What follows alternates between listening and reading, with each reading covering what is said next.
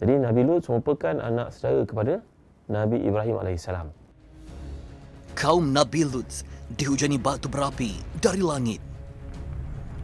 Bumi mereka diterbalikkan dan dihempas. Semuanya disebabkan amalan sengsang mereka.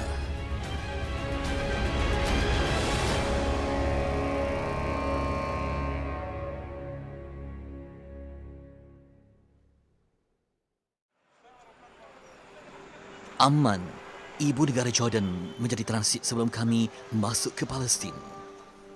Lebih 4 juta penduduk tinggal di Amman. Ia bandar terbesar di Jordan dan muncul sebagai bandar kelima terbesar di dunia Arab.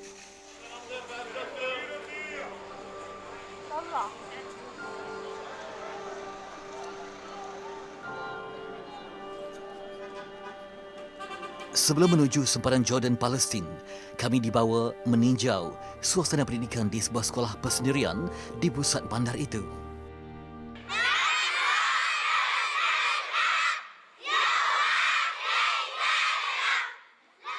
Sekolah Al-Numu Al-Tarbawi ditubuhkan pada tahun 1982. Silibus pendidikannya berteraskan silibus antarabangsa dari United Kingdom. Bahasa Inggeris adalah bahasa pengantar di sekolah itu. Apa yang menarik, pihak sekolah menekankan pendidikan agama seiring dengan kecemerlangan akademiknya. Selama 3 tahun berturut-turut, sekolah itu mencapai markah tertinggi dalam subjek matematik dan bahasa Arab serta muncul juara tilawah Al-Quran di Amman. Hi, today we will talk about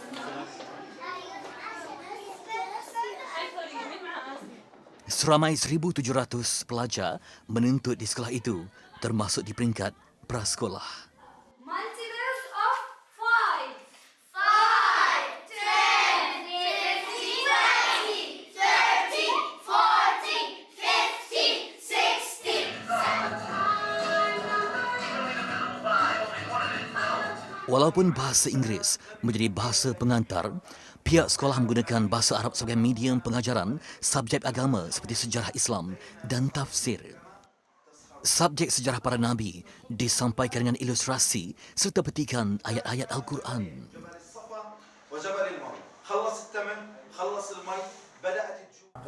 Kisah Rasul Ulul Azmi seperti kisah Nabi Ibrahim AS dan kisah Nabi Nuh AS adalah kisah penting yang tercatat dalam Al-Quran. Dengan bantuan teknologi, ia disampaikan sebaik mungkin kepada generasi pada hari ini tanpa memisahkan Al-Quran sebagai entiti utamanya, kerana ia adalah satu kisah penting untuk mentauhidkan Allah SWT sebagai nadi penting kehidupan.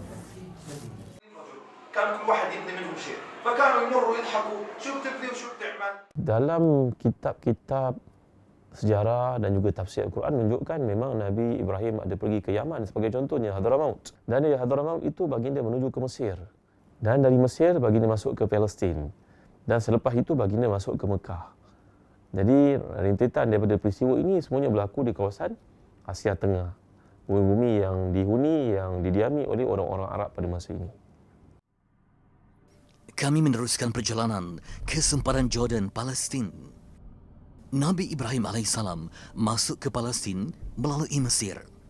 Baginda terkandas di Mesir kerana isterinya diambil oleh raja bermata keranjang. Baginda dan anak saudaranya Nabi Lut AS terpaksa tinggal di Mesir sehingga Siti Sarah dibebaskan. Sampai di sempadan Jordan untuk pemeriksaan custom dan immigration. Nanti kami kena tinggalkan kereta Jordan ni dan akan naik bas ataupun kenderaan lain untuk melintasi kawasan di sempadan Israel dan Palestin. Perjalanan Nabi Ibrahim AS berdepan raja bermata keranjang. Perjalanan kami berdepan rejim Israel di sempadan.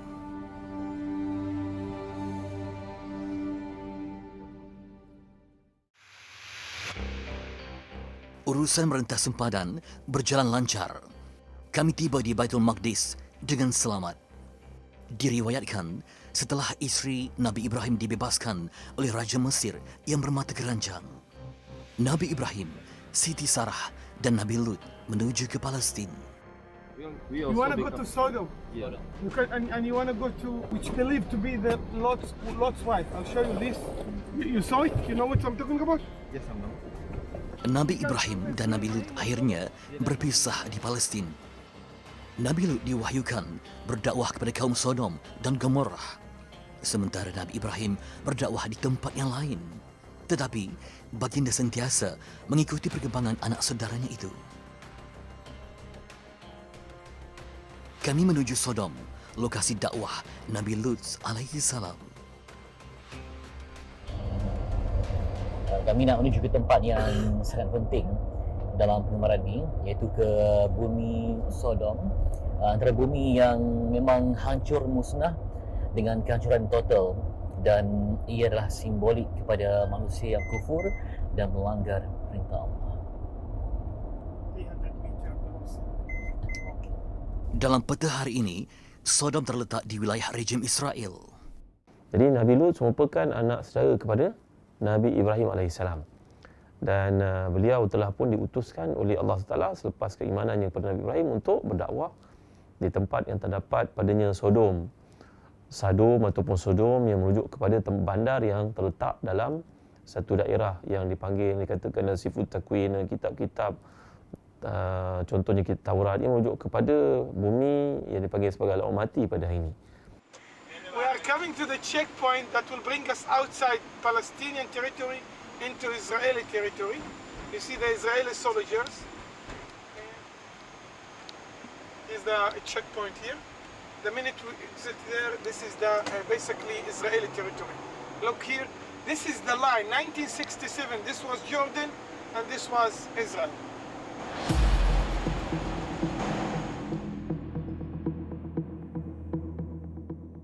Laut Mati terbagi kepada dua bahagian, iaitu bahagian di Jordan dan bahagian rejim Israel.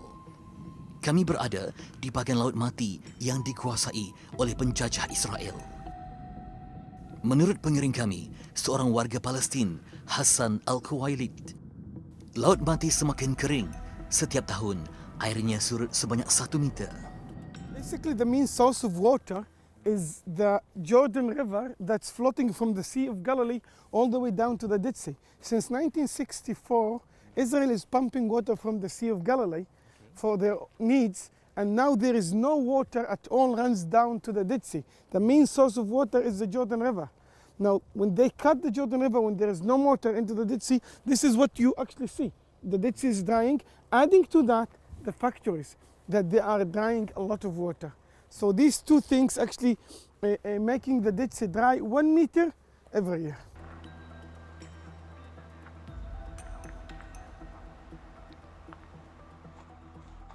And it's also creating the sinkholes. You see all these sinkholes because the sweet water melting the salt. Then the land, all the land is falling down. You see, there is 4,000 sinkholes along the beach over here. Laut Mati dipercayai tempat berlakunya bencana ke atas kaum Nabi Lut. Hari ini, ia semakin surut. Inilah kesan daripada pengeringan Laut Mati yang dapat anda saksikan. Terdapat pelbagai kesan rekahan dan juga lubang yang dalam disebabkan percampuran air yang biasa dengan air laut dalam ataupun Laut Mati ini, sehingga menyebabkan berlaku runtuhan pada tebing-tebing dan juga pesisir pantai ini. Ada banyak rekahan lopak dan juga kawasan ini dilabel sebagai bahaya. Sehingga kini belum ada usaha yang dapat menyelamatkan pantai ini ataupun keseluruhan kawasan ini daripada terus mendap dan berlaku bencana seperti ini. Hakikatnya, Laut Mati bukanlah tempat rekreasi atau berlibur. Ia lokasi umat yang diazab Allah. Kita dapat lihat bagaimana Allah menggambarkan surah Al-Ankabut.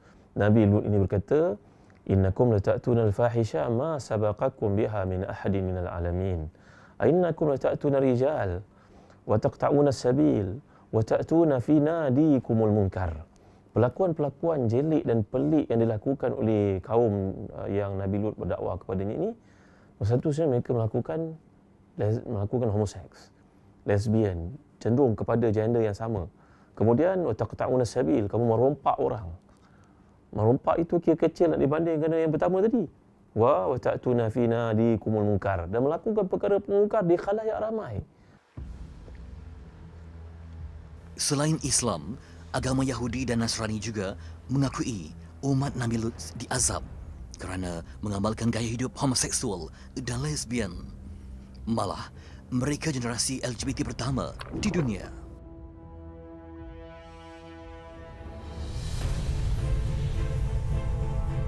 Mereka mencabar Nabi Lut dengan berkata, "Datangkanlah kepada kami azab Allah jika kamu termasuk orang-orang yang benar."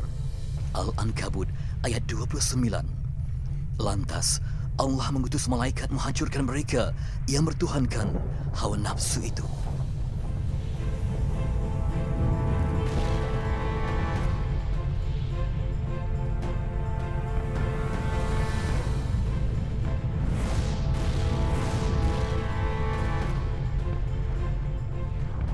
Mereka dihujani bola api dari langit. Perkampungan mereka diangkat dan diterbalikkan, lantas dihempas ke dalam bumi.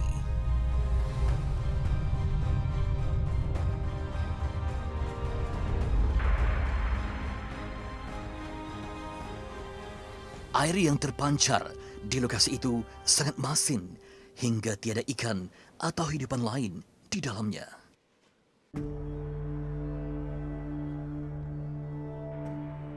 Nabi Ibrahim alaihissalam telah dimaklumkan lebih awal oleh malaikat bahawa penduduk Sodom akan diazab oleh Allah.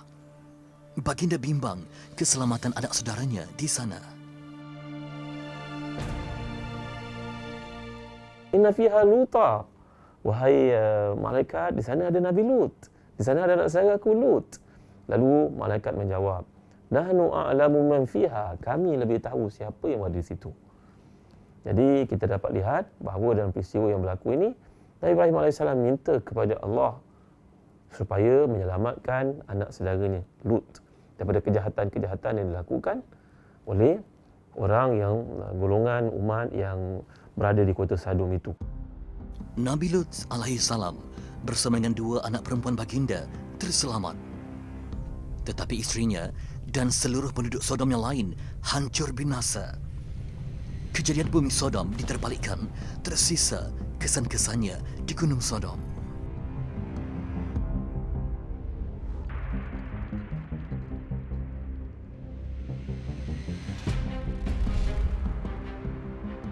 Lebih 120 km ke selatan Baitul Maqdis, sebuah tanah tinggi dinamakan Gunung Sodom dipercayai sebahagian lokasi bencana itu. Melihat kepada struktur gunung ini, memang sangat abnormal kerana bahagian puncak seolah-olah berada di bawah bagaikan diterbalikkan.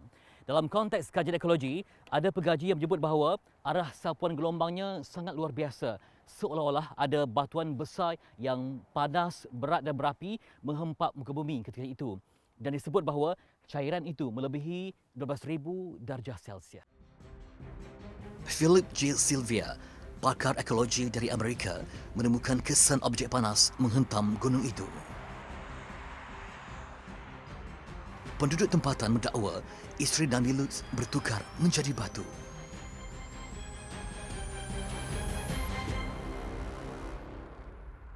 Well, as you can see, there is the pillar here, but this is a traditional site. We know that this is Sodom and Gomorrah, and we know that, but is it the true Lot's wife? Nobody can guarantee that. But since that when you look at this pillar, you see pillar of figura of a woman. So this is the only pillar that we have here in this site, and this is Sodom Mountain, salt. So the traditional story went very good to the religious story, and since 300 years, people come and see this as Lot's wife. Apakah dia pengamal seks sungsang? Dia tidak melakukan buatan itu kerana isteri para Nabi tidak akan terlibat melakukan maksiat seperti itu. Cuma dia tidak menyokong dakwah suaminya Lut. Dan dia tidak bersama dengan orang-orang Islam pada masa itu. Dia merestui apa yang berlaku oleh kaumnya itu. Walaupun isteri Nabi Lut bukan pengamal seks sungsang, tetapi sikap merestui golongan homoseksual dan lesbian dalam komunitinya menyebabkan dia diseksa. Hukuman Allah menyeluruh ke atas pengamal LGBT serta mereka yang menyokong golongan itu.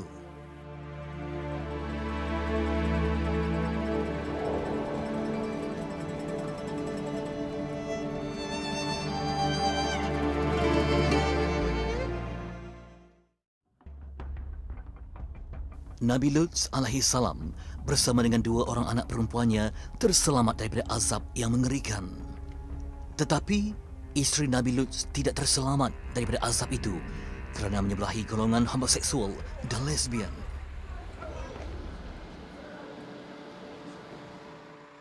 Tidak jauh daripada Gunung Sodom dan Laut Mati terdapat sebuah masjid mengabadikan makam Nabi Lut alaihi salam. Bersama Kasim Abu Tin, seorang lagi pengiring kami di Palestin, kami dibawa bertemu juru azan masjid untuk melihat makam Nabi Lut. Masjid itu terletak di perkampungan Bani Naim, sebuah perkampungan Arab Palestin di kawasan tanah tinggi, lebih 30 km dari Baitul Maqdis.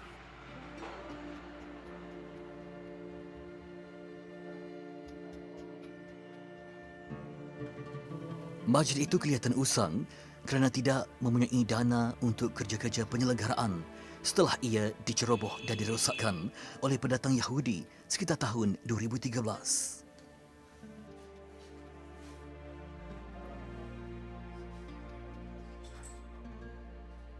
Okay, Brother Kasim, this place is closed and not so many visitors. Is it implies that the place or makam is not important or what?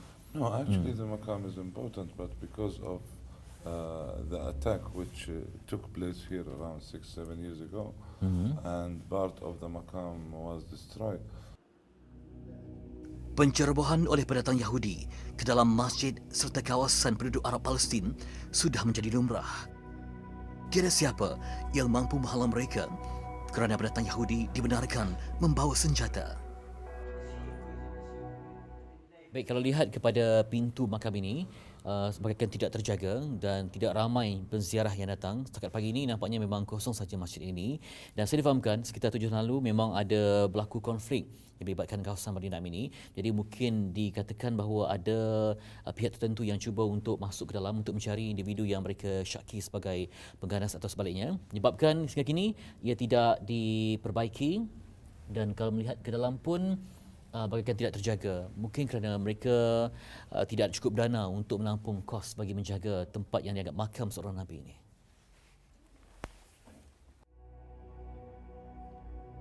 Dilaporkan, pendatang Yahudi telah merosakkan makam itu.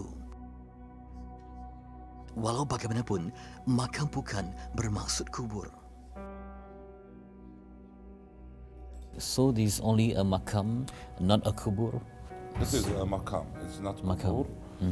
Actually, we don't know exactly where Nabi Lut alayhi salam Qubur, but this is a Maqam.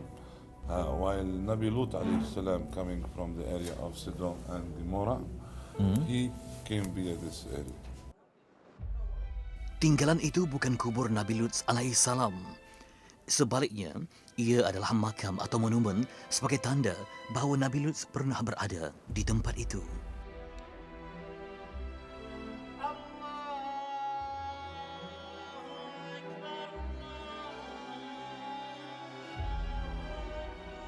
Perkampungan Bani Naim dihuni kira-kira 30,000 orang penduduk Arab Palestin. Kehidupan mereka dihimpit oleh tekanan rejim Israel dan sikap kasar pendatang Yahudi dari kawasan berhampiran. Kaum Yahudi mengakui kerasulan Nabi Lut dan peristiwa ngeri yang menimpa penduduk Sodom. Jika tinggalan Nabi Lut di masjid itu terbukti benar, pendatang Yahudi akan merampas masjid tersebut. Sehingga hari ini tidak diketahui di manakah kubur Nabi Lut alaihi salam. Namun lokasi umat baginda diseksa masih boleh dilihat kesan-kesannya.